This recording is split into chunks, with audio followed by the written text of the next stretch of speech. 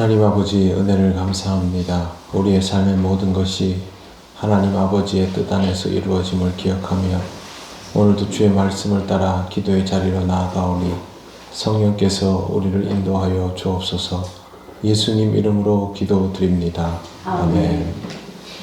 찬송가 382장 하나님께 찬양드립니다. 너 근심 걱정 말아라. 주 너를 지키리. 주 날개 밑에 거하라. 주 너를 지키리. 주 너를 지키리. 아무 때나 어디서나 주 너를 지키리. 늘 지켜주시리.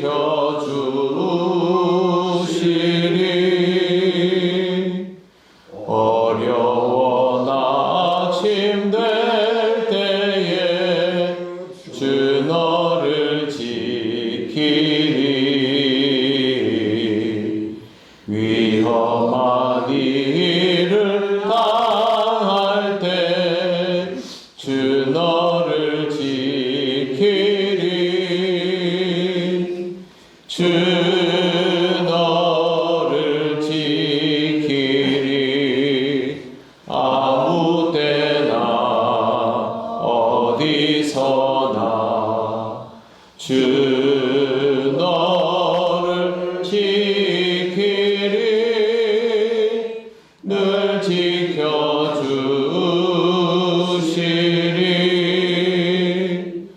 너 쓸 것 미리 아시고 주 너를 지키리. 구하는 것을 주시며 주 너를 지키리. 주 너를 지키리. 아무 때나 어디서나 주 너를 지키리. 늘 지켜주시리.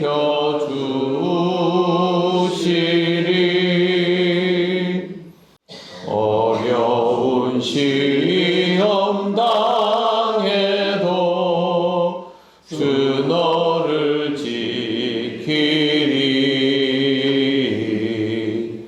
구주의 품에 거하라. 주 너를 지키리. 주 너를 지키리. 아무 때나 어디서나 주 너를 지키리. 늘 지켜주시리.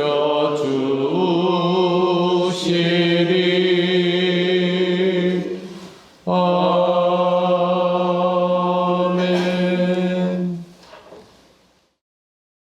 하나님 말씀 누가복음 22장 35절부터 38절입니다. 한 절씩 교독하겠습니다. 그들에게 이르시되 내가 너희를 전대와 배낭과 신발도 없이 보내었을 때에 부족한 것이 있더냐. 이르되 없었나이다.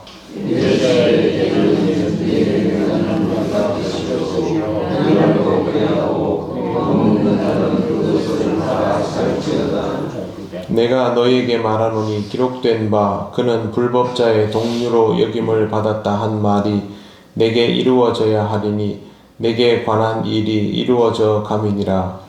그들이 여짜오되 주여 보소서 여기 검 둘이 있나이다. 대답하시되 족하다 하시니라. 아멘.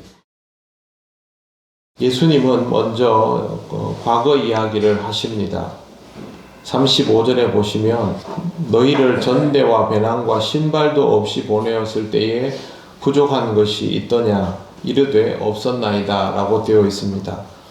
예전에 제자들을 파송하실 때에 전대와 배낭과 신발도 없이 보내었지만 그때는 부족한 것을 전혀 느낄 수 없었습니다. 그래서 제자들의 머릿속에는 하나님의 일은, 하나님의 역사가 이루어지면 이렇게 준비한 것 없이 가도 복음의 역사를 통해서 필요한 것들이 채워지는 은혜를 누리게 되는구나 라고 인식이 되어 있었을 것이죠.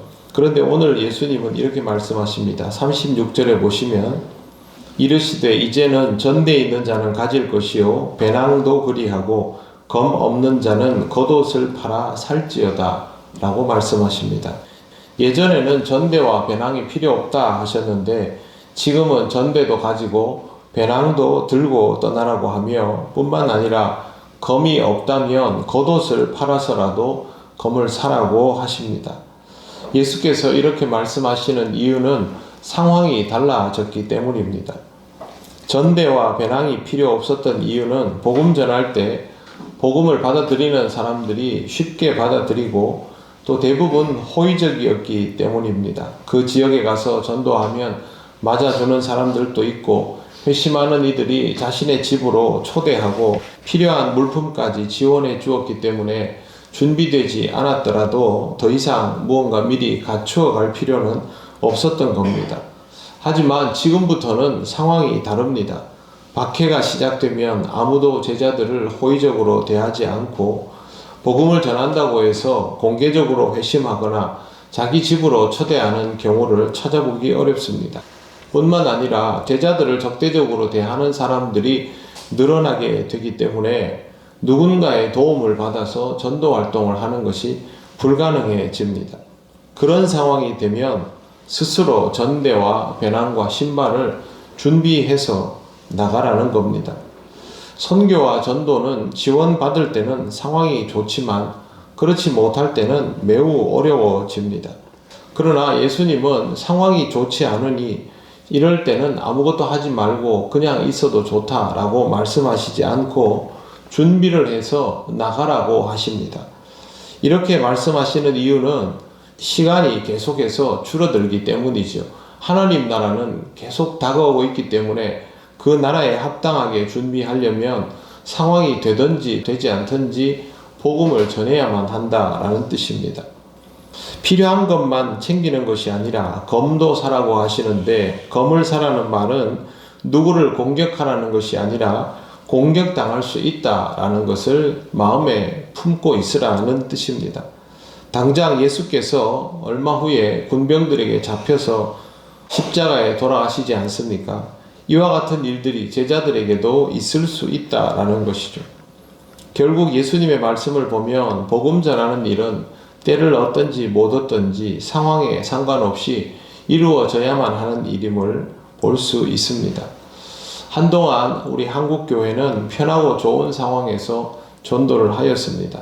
어느 시대에는 그렇게 힘들여 전도하지 않아도 사람들이 알아서 교회로 몰려들기까지 하였습니다. 하지만 지금은 그런 일을 찾아보기 어렵습니다. 일부 유명한 교회로 사람들이 몰리는 현상이 있기는 하지만 그것은 일반적인 상황은 아닙니다. 대부분의 교회에서는 실제로 전도하는 사람의 비율이 별로 높지 않을 뿐만 아니라 전도의 열매도 그렇게 쉽게 맺히지 않습니다. 요즘은 복음을 전하면 오히려 친구를 잃고 이웃을 잃어버리기까지 합니다. 이런 상황에서도 우리가 굳이 복음을 전해야 하는 것일까? 예수님은 복음을 전해야 한다라고 말씀하십니다. 심지어 이렇게 말씀하십니다. 37절에 보시면 내가 너에게 말하노니 기록된 바 그는 불법자의 동류로 여김을 받았다 한 말이 내게 이루어져야 하리니 내게 관한 일이 이루어져 감이니라. 불법자의 동류라는 말은 율법을 지키지 않는 이들, 즉 이방인들과 다를 바 없는 사람이라는 뜻입니다. 복음을 전하는 사람들은 유대인들에게 앞으로 그런 취급을 받게 되고 사도 바울은 그런 시선으로 예수님의 제자들을 바라보았던 사람입니다. 이런 상황에서도 복음은 전해져야 합니다. 복음을 전하지 않는다면 전해받아야 할 사람들에게 기회가 사라지기 때문입니다. 복음 증거는 제자된 우리의 변함없는 사명입니다. 여러분에게 복음을 전하는 일이 어렵다는 것은 당연하겠지요. 지금 이 시대는 그렇습니다. 그럼에도 불구하고 나는 복음으로 충만해 있어야 하고 내게 주어진 모든 상황이 나를 만나게 되는 모든 사람들이 내가 복음을 전해야 할 대상이라는 사실은 잊지 않도록 하시기를 바랍니다. 이런 마음가짐이 있어야만 어떤 상황에서든지 기회만 주어진다면 복음을 전하려는 그런 태도가 있게 될 것입니다. 항상 주의 복음을 마음에 품고 그 복음을 전하기 위해 힘쓰는 주님의 제자가 되시기를 바랍니다. 기도드리겠습니다. 하나님 은혜를 감사합니다. 우리에게 누군가가 복음을 주어서 이렇게 그리스도인으로 살아가고 있음에도 우리는 이 복음 증거를 참 어려워합니다. 그러나 우리의 사명임을 잊지 않게 하시고 또 우리에게 복음을 전할 수 있는 길을 열어주셔사오니 이 복음 전하며 살아갈 수 있는 우리들 되게 하셔서 전도를 통하여 우리 신앙의 정체성도 강건하게 회복되게 하여 주시옵소서. 하나님, 우리 교회 모든 성도가 주의 복음 전함을 사명으로 알고 살아갈 수 있기를 원합니다. 하나님께서 허락하신 이 사역을 잘 감당하는 우리들 되게 하옵소서. 오늘의 모든 일을 주님께 맡깁니다. 주의 뜻대로 이루어지는 은혜의 하루가 되게 하옵소서. 감사드리며 예수님 이름으로 기도드립니다. 아멘. 하늘에 계신 우리 아버지, 아버지의 이름을 거룩하게 하시며 아버지의 나라가 오게 하시며 아버지의 뜻이 하늘에서와 같이 땅에서도 이루어지게 하소서. 오늘 우리에게 일용할 양식을 주시고 우리가 우리에게 잘못한 사람을 용서하여 준 것 같이 우리 죄를 용서하여 주시고 우리를 시험에 빠지지 않게 하시고 악에서 구하소서. 나라와 권능과 영광이 영원히 아버지의 것입니다. 아멘.